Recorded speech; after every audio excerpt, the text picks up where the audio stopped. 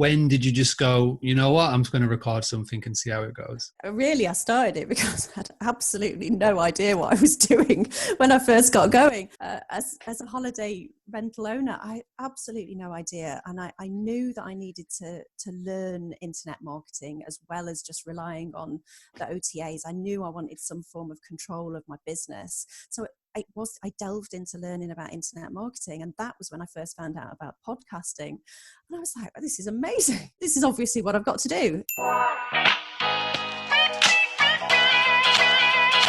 All right, so welcome everybody to the Boost Hospitality Podcast, Season 6, Episode 5.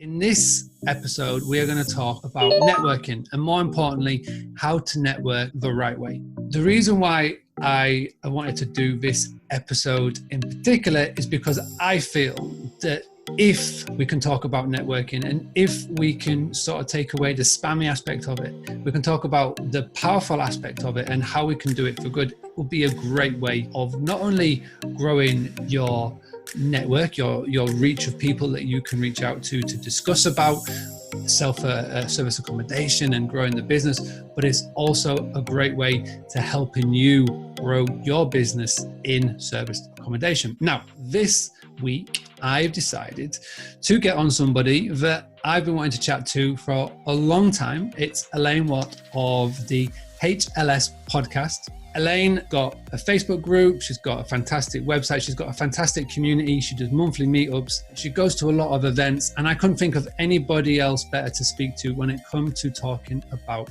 network. So without further ado, I am going to bring her onto the show. And Elaine, if you could do me a massive favor and just introduce yourself to the audience, let everybody know a little bit more about you and just how you got into this world of property and holiday lettings, please.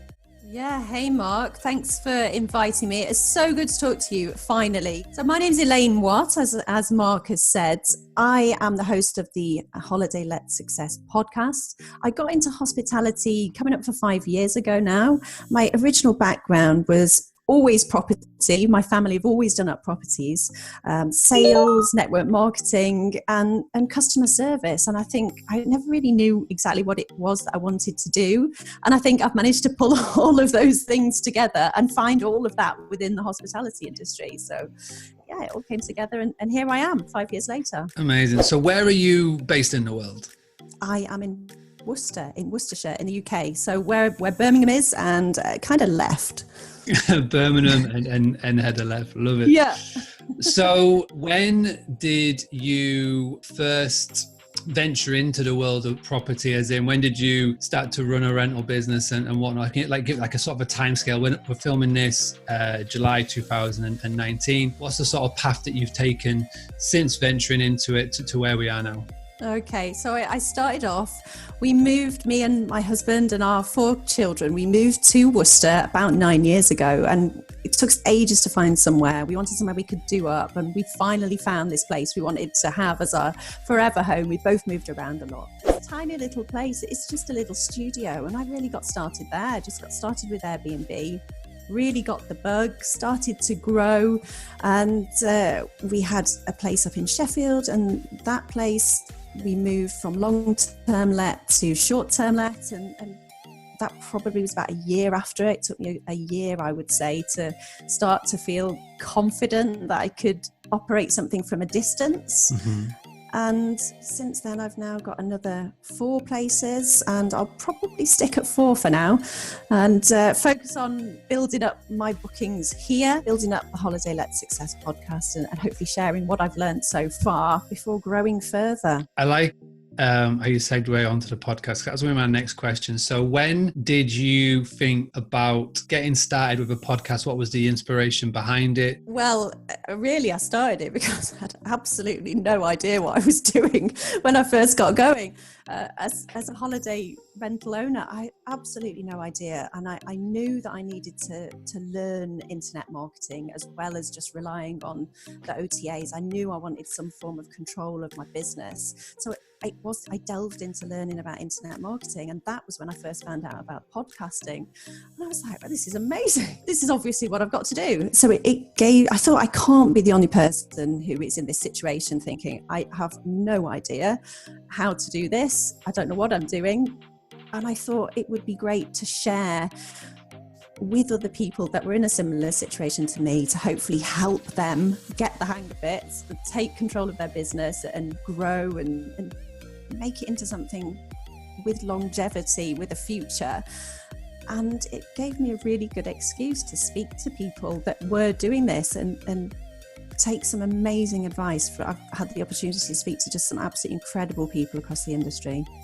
Now, what was the first thing that you did when you wanted to start to get guests on the show? Because this is like really is sort of going back to what we were talking about as a topic, and the theme of this is about networking. So how did you pluck up the courage to go and speak to somebody and say, hey, come on my show, this is my podcast?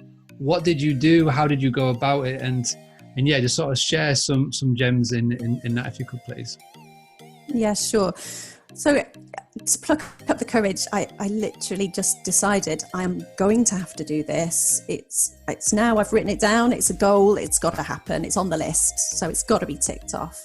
So I found people that I thought were super interesting in the industry, and I found people that I thought I would be able to reach out to via email. And I tried to attempt to talk to them from a way of, how can I help you? Rather than going in to say, what can I get from you? And just going, this is my business, this is what I'm doing, trying to sell myself and trying to sell my business. I went in from a different position of, can I help you share what it is you're doing with other holiday home owners via a podcast?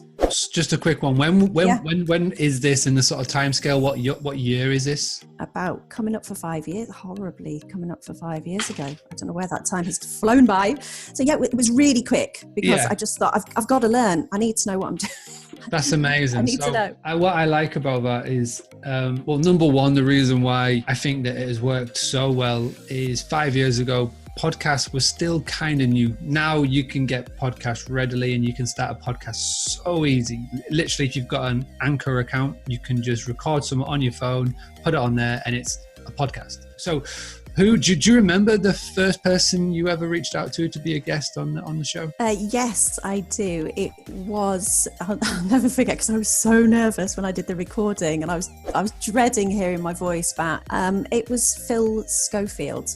Not of breakfast television fame, but Phil Schofield of Schofield's Insurance. Okay. They provide holiday home insurance. So he was a great one to start with, because again, that was an area I needed to know about quickly. I like and this. It helped me. What I like about that is that you're speaking to an expert in the field, and you're doing it on a platform where you can learn, but you're obviously then going to help others learn at the same time. Another way to look at it, and this is what I like, what a lady called Janet Murray does, is Janet Murray is, if you've ever listened to her earlier podcasts, and I've listened to a lot of her podcasts, I think she's an award-winning podcaster. She's fantastic at what she does.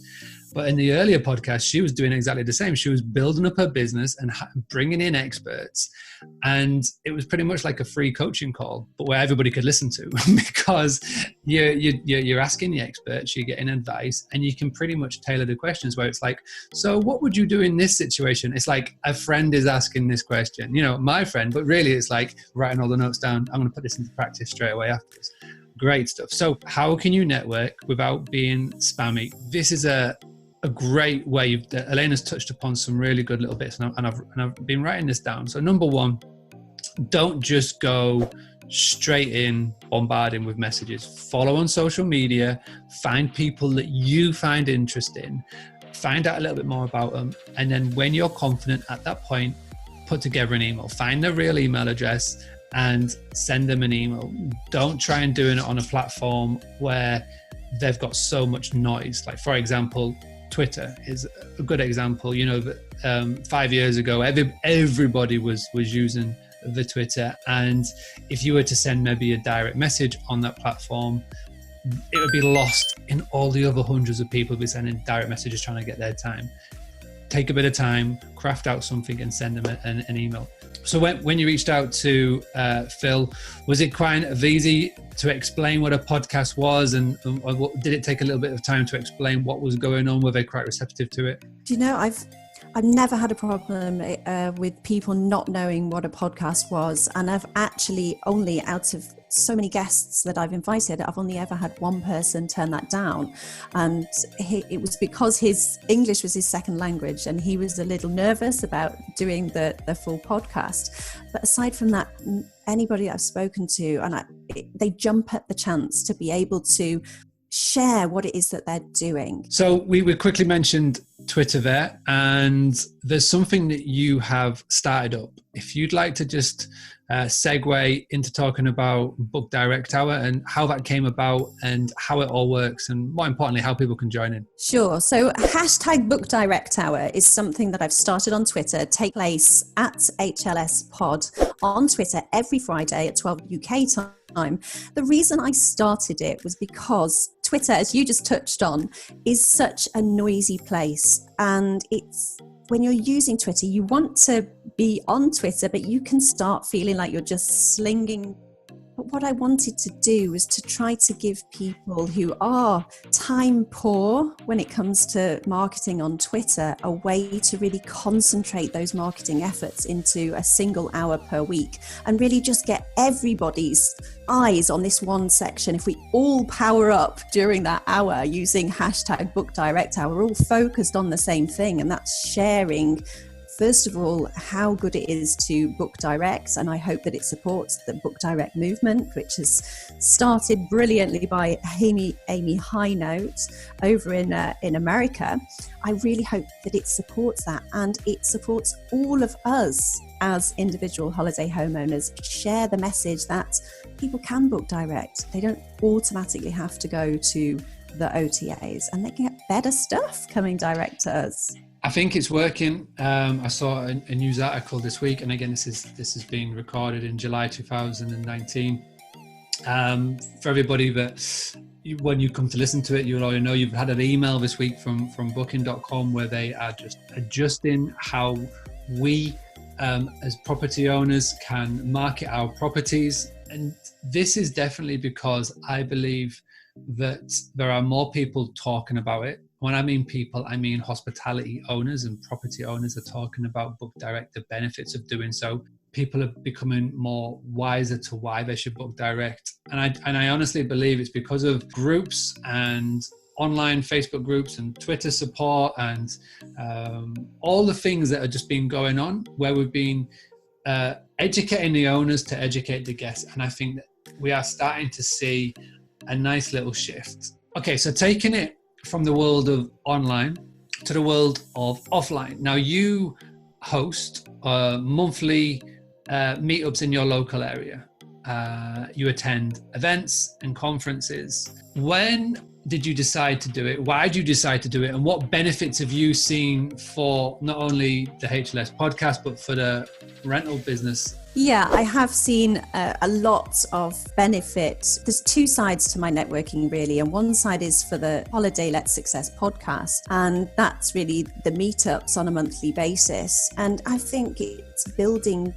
What I wanted to do was build a community, a place where people can meet in person and see there are other people that are doing this, because it's quite a lonely industry to be in. If you're an individual owner, you are faced with your computer day in, day out, and of course your guests. But aside from that, you haven't always got somewhere where you can go to talk through issues and niggles, what's working, what's not working, and how to overcome those bumps in the road that we all have when we're learning, when we're getting set up. And certainly when we're past learning and setting up, there's always something happening. There's always going to be a bump in the road. And just to be able to share that and find out what someone else might have done in that instance, I mean, that's been brilliant for me as a business owner, and given me the chance to talk to humans. So that's been really good, not just sitting behind my computer. So from that side, great. Yeah, I was going to say, how did you go about creating it? How did you go about spreading the word? And yeah, just how did you get it going? And what would be your advice to anybody who's watching this thinking, I could do with a bit of humanization? Speaking to somebody else, I might create something similar. Like what some bits of tips and advice would you pass on for that? I would say keep it casual to get started with, and meet somewhere that's got parking and that is easy to get to, because I've learned from another event that I organise, a Toastmasters meeting where I learned to public speak. One of the biggest things that made our club such a success was the fact that it was very easy for people to get there. And so I really learnt a lot from setting that up, and I just duplicated that for holiday homeowners. I was like, why aren't I doing this meeting for holiday homeowners? And one of the biggest successes I've had is with meetup.com. And that is a great online tool.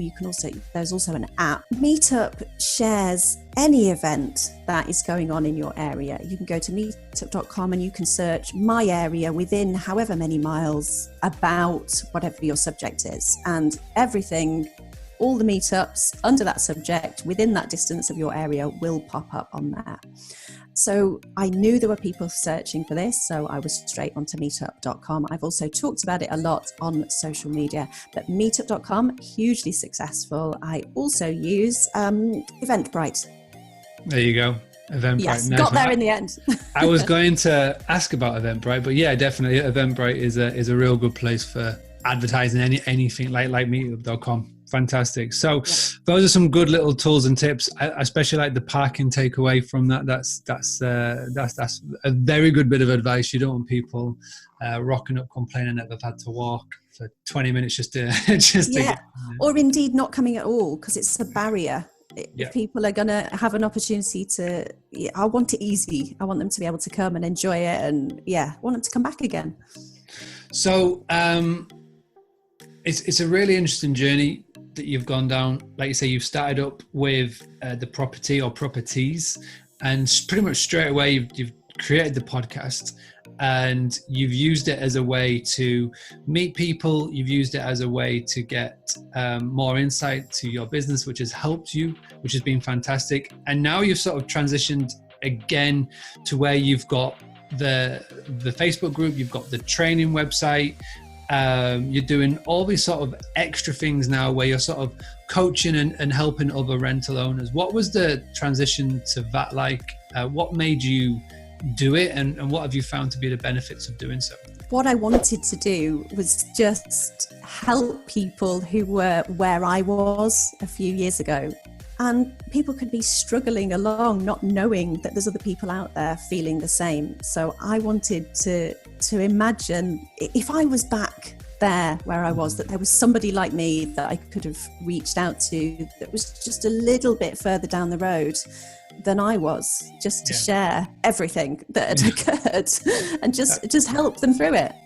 It's like you've transitioned and created a third part to the business. And over the last couple of years since doing that, have you got a favorite failure? What I mean by this is something that you've done, something that's gone wrong, and you've absolutely flipped it from a negative into a positive, and where you can look back at it now and go, that was something that's gone wrong, but we fixed it, we created it, and it's turned out all the better for it. I hate this question because there are so many things I did wrong. Mm-hmm. There's so many to choose from. And I think what I did that was the biggest, actually, I thought I was moving forwards quickly, and actually I probably slowed myself down purely by not having enough systems in place to know exactly what to do in every situation, without first having all the systems in place, from already having 3 set up. So I moved very quickly from 3 to 5.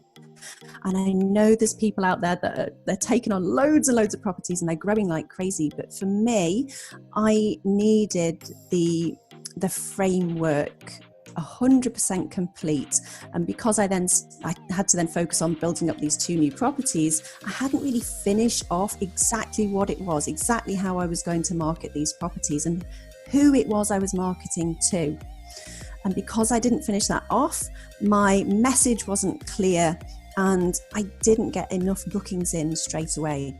So I had to step back, systemize, decide who it was I was talking to, and really hone my message. And then I started to build everything up again and really start moving forwards. No, and I guarantee that you will not be the only one at all, scaling and growing a business, but then not having the systems and the structure in place.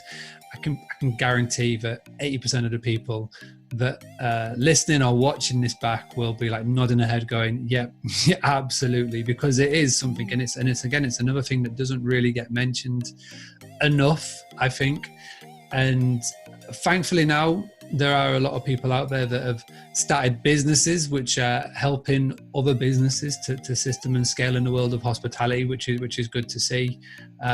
We had Amanda and David in episode 3 of this podcast, and they've got a business called SA Angels, which, you know, we spoke about that, about building a system, building a structure, outsourcing your business to mean that you can look after the more important tasks. So that is very good. So we have talked about it a little bit. We talked about the podcast and the coaching business and whatnot. Could you just give people a little bit more of an idea if they wanted to find the podcast, if they wanted to find out more about you, if they wanted to attend any events that you're running? What's the best way for people right now to go and do so? Absolutely. If you want to take a listen to the podcast, you can go to the iTunes store and search in Holiday Let Success, and you will find us there. We're also on anywhere that you get your podcasts, you will find us. Alternatively, you can head to the website, which is HLSpod.com/podcast, and you can listen there too. If you wanted to have a chat with me, I would love to have a chat with you, even if it's just to vent something or share something that you've struggled with, or even if it's something just to share something that's been going great. Head to HLSpod.com/Zoom and book a 20-minute call with me. I'd love to chat to you. Amazing. All right, well, thank you very much for this. I really hope that everybody tuning in goes and checks out the podcast. There are a ton of episodes, loads of episodes. Like, you can literally scroll down and pick out anything that you want from all sides of aspects of a business, which I have done, you know, which has been really good for me, just to find out more about the industry, more about how all these other little things work. It's a really good little tool to do so. And I encourage everybody, it doesn't matter whether you a guest house owner, a hotel owner, a rental owner, obviously, but it's for everybody in the world of hospitality, because there's so much tactics and tips in there. Elaine, thank you very much for being my pleasure this show, and thank you everybody for tuning in. So as you can tell, this is season 6 of the Boost Hospitality podcast. That means you've got 5 more seasons that you can go and check out right now.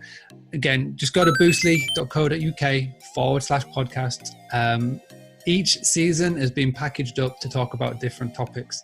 The first season talks about how you can increase your direct bookings in just 5 steps.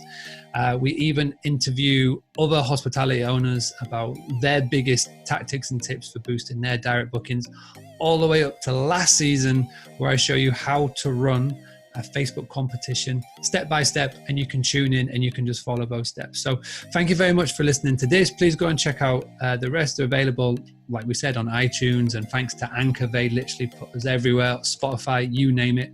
But before you do leave, please head over to iTunes. This is where I want you to go, and go leave one of those lovely 5-star reviews to get more people aware of it. And if you want to find out anything else about Boostly, just go to boostly.co.uk.